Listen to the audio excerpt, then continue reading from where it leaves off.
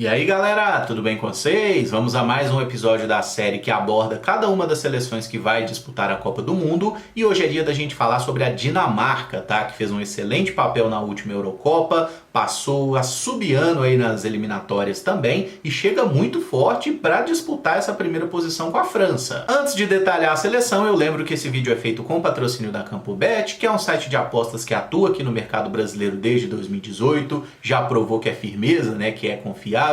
Tem lá um bônus de boas-vindas que pode chegar até a R$650. O valor que você investir no primeiro depósito, a CampoBet dobra para você. Então aponta a câmera do seu celular para o QR Code que está aí na tela ou clica no link que está na descrição desse vídeo para você fazer o seu cadastro na CampoBet, começar a fazer as suas apostas, ganhar um dinheirinho por lá. Só lembra de apostar com responsabilidade, tá? Nada de botar em jogo o dinheiro do aluguel, o leitinho das crianças. Aposta é para se divertir. A Dinamarca chega para essa Copa realmente muito motivada depois do excelente papel que fizeram na última Eurocopa, que só caíram na prorrogação para a Inglaterra com um pênalti muito maroto. O papel nas eliminatórias da Copa do Mundo também foi espetacular. Das 10 partidas eles ganharam 9, só perderam um jogo para a Escócia. E na mais recente competição, a Nations League, a Dinamarca fez um belo papel, acabou não ganhando o grupo, ficou em segundo lugar por ter perdido as 2 partidas para a Croácia, né, que acabou sendo aí a campeã, mas bateu a França tanto na Dinamarca quanto em território francês. E um dos principais méritos aí do treinador, o Kasper Hjulmand, não é apenas o time ter conseguido bons resultados, mas a Dinamarca joga um futebol muito legal. Costuma ser um time ofensivo que faz muito gol, tá aproveitando muito bem uma geração de muito talento. Ele que na carreira tem apenas um título, campeão dinamarquês pelo Nordjylland, teve uma passagem pelo Mainz da Alemanha onde não foi muito bem e desde 2020 está à frente da seleção onde faz um excelente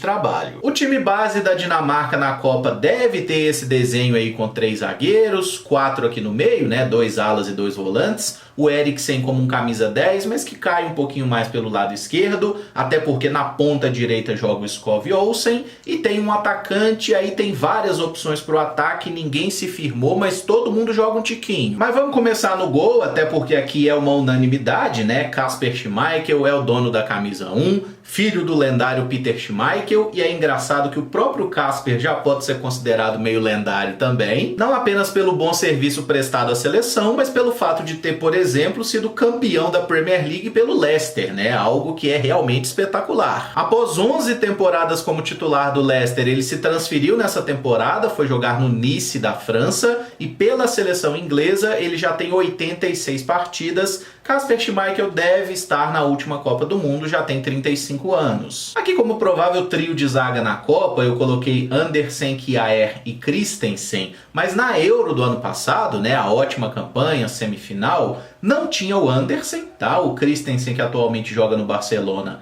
era o zagueiro pela direita e o Vestergaard jogava aqui pela esquerda. O Vestergaard, que é um rapaz pequeno, né? Ele tem só 1,99 m de altura, coisa pouca. O problema é que ele joga lá no Leicester, onde ele é reserva nessa temporada. Ele jogou só uma partida. Então, por essa falta de ritmo de jogo, ele perdeu espaço na seleção, deve ficar no banco, mas acredito que vai para a Copa sim. E aí o Christensen é puxado para fazer o lado esquerdo da zaga, porque ele é um cara que tem um pouco mais de qualidade técnica, ele pode jogar em todas as 3 aqui na verdade. Andreas Christensen, 26 anos, se transferiu nessa temporada para o Barcelona, mas foi por alguns anos zagueiro do Chelsea. Já tem mais de 50 jogos pela seleção, foi titular na Euro do ano passado, na Copa de 2018, assim como o experiente Simon Kjaer, que na verdade está envolvido com a seleção desde a Copa de 2010, ele hoje é o capitão do time. Kjaer já está com 33 anos, 121 partidas aí pela seleção, é atleta do Milan desde 2020, mas tem uma carreira recheada de clubes importantes, jogou em Atalanta, Sevilha, Fenerbahçe, Lille, Wolfsburg, Roma, Palermo. Ele não é um titular assim do Milan no momento, mas é um bom zagueiro, deve ser uma peça importante aí na Copa do Mundo. E o Joachim Andersen é o cara que ganhou espaço. Também tem mais de 1,90 m, o que deve ser um requisito básico para você ser um zagueiro na Dinamarca. O início profissional dele foi no futebol holandês com a camisa do Twente, depois ele passou pela Sampdoria, pelo Lyon,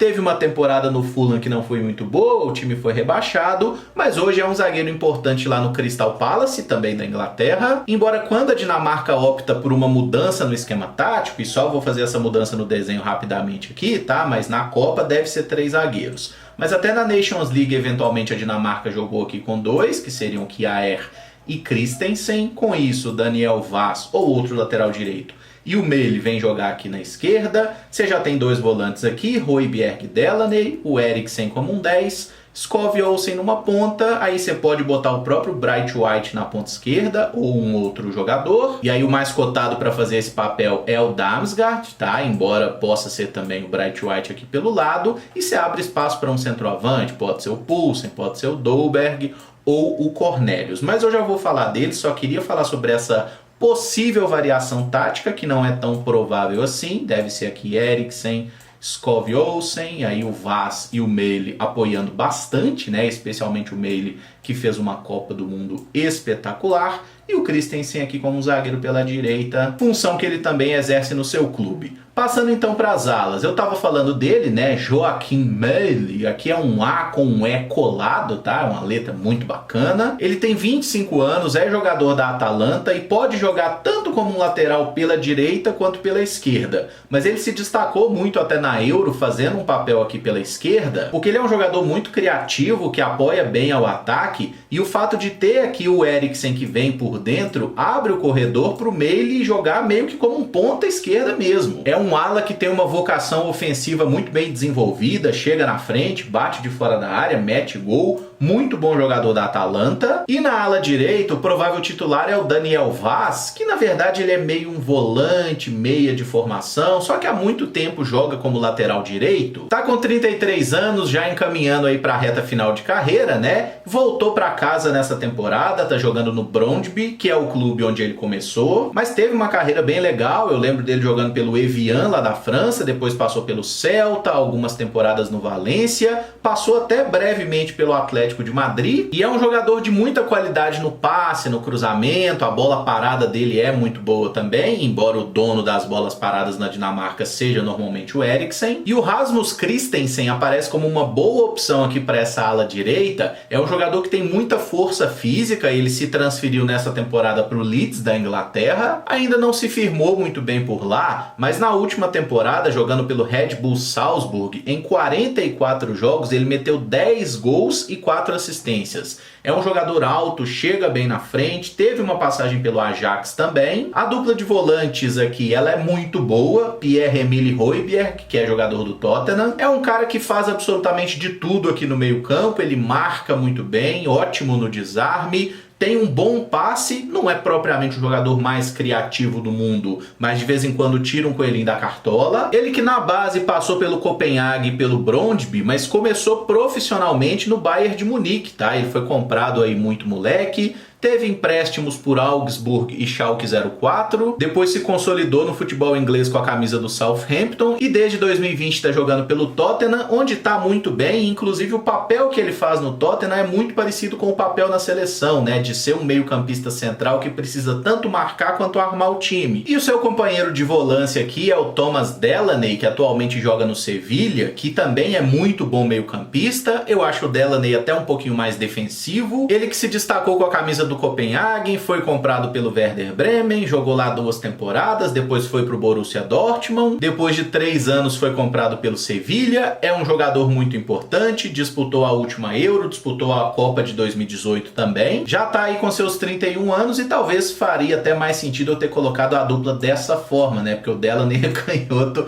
e o Højbjerg é destro, mas os dois se revezam aqui e ocupam muito bem essa meiuca. E os reservas aqui nessa função de volante são uma dupla que joga junta, inclusive, no Brentford da Inglaterra, o Mathias Jensen, que tem 26 anos, e o Christian Norgaard, que tem 28. No caso, o Norgaard não é titular no time, tá? No Brentford, por isso eu diria que o primeiro reserva para qualquer um dos dois que ficar de fora é o Jensen, e depois vem o Norgaard, né? Mas eles meio que se completam. O craque da seleção dinamarquesa é Christian Eriksen. Acho que todo mundo se lembra o que aconteceu na última Eurocopa, né? Que ele teve aquele problema cardíaco, quase morreu, mas graças ao ótimo trabalho dos paramédicos ali, conseguiram salvar a vida dele e ele voltou a jogar futebol, o que é realmente espetacular. Eriksen tá com 30 anos, atualmente é jogador do Manchester United, ele que começou a carreira profissional lá no Ajax, jogou no clube até 2013, quando foi comprado pelo Tottenham, ficou no Tottenham até 2020, jogou bola pra cacete, teve 2 temporadas na Inter de Milão, a primeira não foi boa, a segunda ele já conseguiu se firmar, mas aí no final dessa temporada veio a Eurocopa, o problema cardíaco, precisou de alguns meses para se recuperar, e lá na Itália não é permitido que o atleta jogue com um mini desfibrilador, digamos assim, né? Um aparelhinho interno que ele precisa utilizar para sua segurança, lá na Itália não é permitido, ele ficou livre no mercado, foi pro Brentford, provou que ainda era um jogador de alto nível ali em 6 meses de Premier League, nessa temporada foi para um clube gigante no Manchester United, e o Eriksen é normalmente um camisa 10, mas tem uma possibilidade da Dinamarca abrir mais um espaço no ataque, colocando o Eriksen aqui como um segundo volante, papel que ele fez em várias partidas pelo próprio Manchester. Esse é um cenário bem realista para a Dinamarca nas partidas em que o time estiver atrás do marcador e precisar de um pouco mais de opções ofensivas, né? Então poderia entrar por aqui o Damsgaard, que eu quero falar desse jogador, que é molecote de tudo, 22 anos apenas. Nessa temporada ele se transferiu para onde? É isso mesmo, pro Brentford da Inglaterra. Ele que tinha jogado as 2 temporadas anteriores na Sampdoria da Itália, onde oscilou, apareceu para o futebol no Nordjylland e foi o titular da Dinamarca na última Euro. Em 5 partidas ele fez 2 gols e deu uma assistência, inclusive. É um atacante rápido, habilidoso, muito interessante, muito promissor. Mas esse não é o desenho mais provável da Dinamarca, tá? Pelo menos nos jogos mais difíceis, né? Eles não devem abrir mão do Delaney, deve jogar aqui com a dupla de volantes mesmo e o Eriksen como camisa 10. E só para pontuar as diferenças dessa Dinamarca de 2022 com o time da Euro do ano passado.